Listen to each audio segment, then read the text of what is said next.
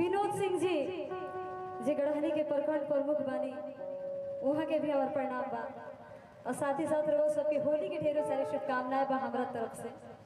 बस रोज सब बेटी के इतना आशीर्वाद दे हम जा कि हमेशा रोज सबके बीच में गाएं, कुछ साफ सुथरा हमेशा गावत रही, सुनावत रही, रोज सब इंजॉय करत रही जा, ये चाहिए।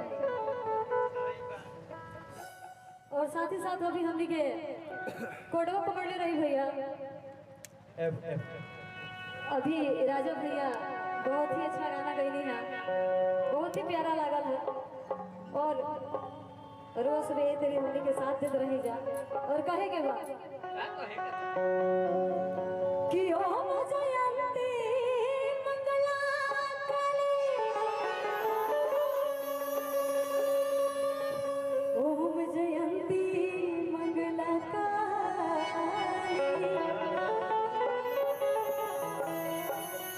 ओम जयंती मंगला काली, भद्रकाली कपालिनी, दुर्गे क्षमा शिवा धात्री,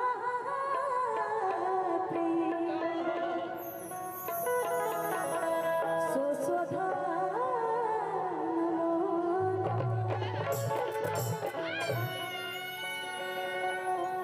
और सबसे पहले हमने के जानी जी की राधा और श्याम जी के बारे में, उहे के बारे में एगो छोटा सा मुखड़ा रही वालों के बीच में कि अरे राधा मोहन खेले होली,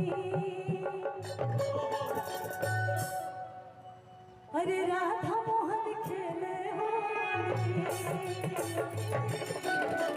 जमुना किनारे राधा मोहन खेले होली, जमुना किनारे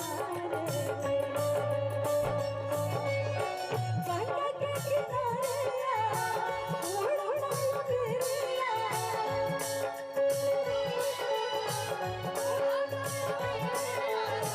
गंगा के किनारे उड़ उड़ाई फिरिया, फूल लाल लाल खइले राधा संग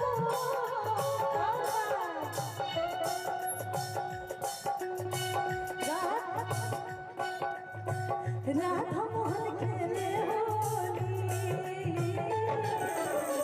जमुना किनारे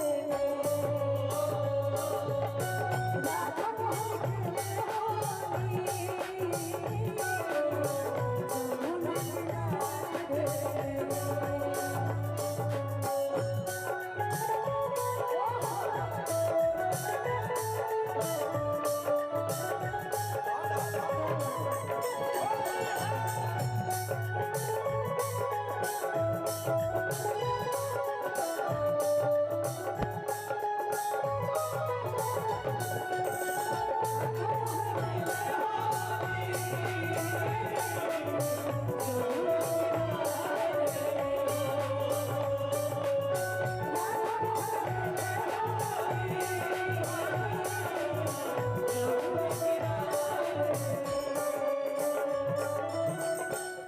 और सबसे पहले भैया हमने के आरजेडी के कट्टर समर्थक यहाँ बैठल बानी जा, हरियर हरियर कलर लगा के एकदम। और खास करके हम तो फेमस बानी अजरवा लोग जे भी हमारे काम चाली नहीं तो आरजेडी के लेके जाए, काहे से कि लोकगीत तो बहुत ही कम गावे, पहले सामाजिक और आरजेडी। धर्मेंद्र सिंह मेरी आवाज सुनो तो मंच पे आ जाइए।